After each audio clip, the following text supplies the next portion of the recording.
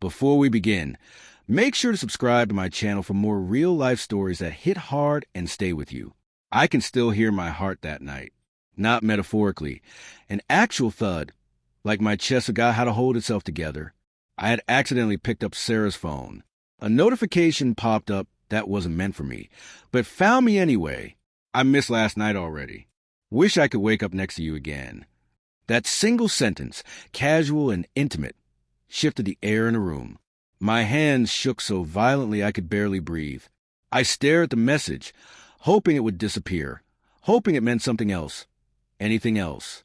Sarah was humming in the kitchen, making tea as though it were any other night, and I stood in the living room, holding a secret that had just obliterated the life I thought I knew. When she returned, I couldn't speak. My throat locked.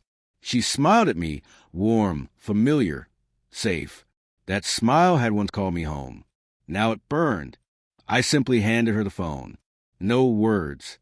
Her eyes flickered for a fraction of a second. I caught it. Panic. Realization. The truth had slipped through her carefully constructed cracks. Where did you find that?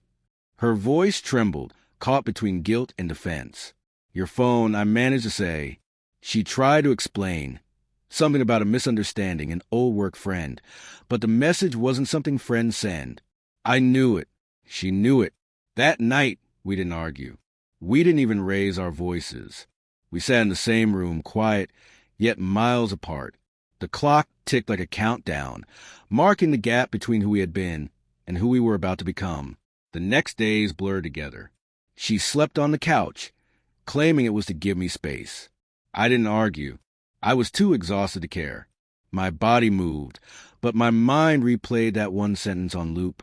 I went over our entire relationship in my head like a detective reviewing clues I'd missed. Late-night work calls. Her phone always face down. The shift in perfume. The bathroom door locked when she showered. I had noticed, but I didn't want to believe. Part of me blamed myself. Maybe I hadn't been affectionate enough.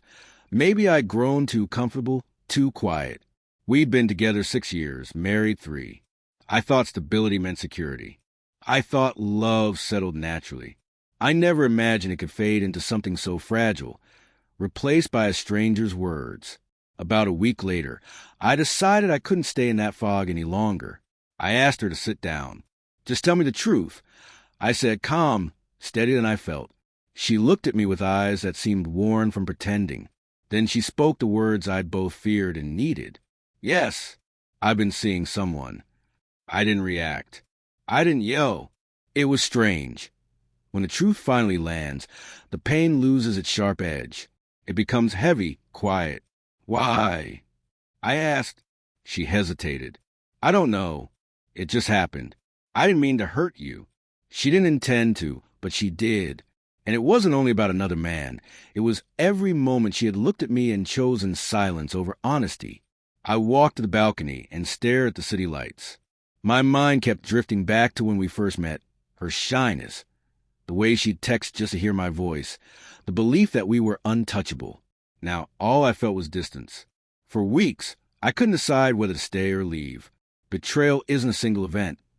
It's a process. It seeps into every quiet moment, every song, every shared memory, turning them into evidence. She tried to fix things. Cooking my favorite meals, writing me long letters about her confusion, her realization that I was the one she truly loved. I read them and, for the first time, saw her not as my wife but as someone who had made a selfish mistake and was terrified of the consequences. That understanding softened me, not toward her actions, but toward my own healing.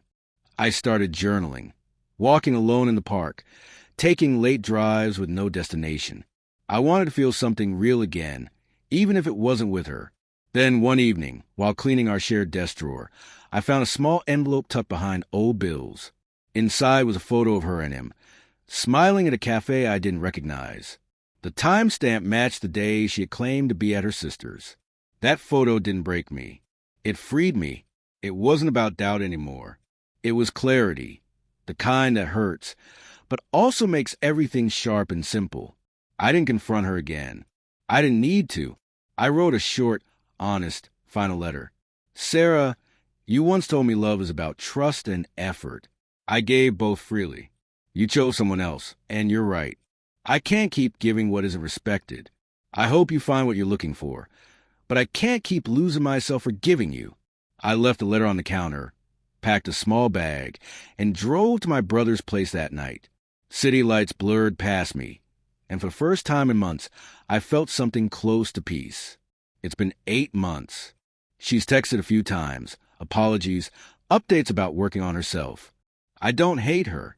I think that's the real closure, not needing to. Sometimes I still wonder if I could have done something differently. But betrayal isn't about someone finding something better. It's about them being unable to face what they already have. The truth hurt, but it stripped away every illusion. I saw our relationship for what it truly was. Beautiful once, but not built to last. I understand now that love isn't proven by how long you stay. It's proven by how honestly you can walk away when it's no longer mutual. And maybe that's what healing really is.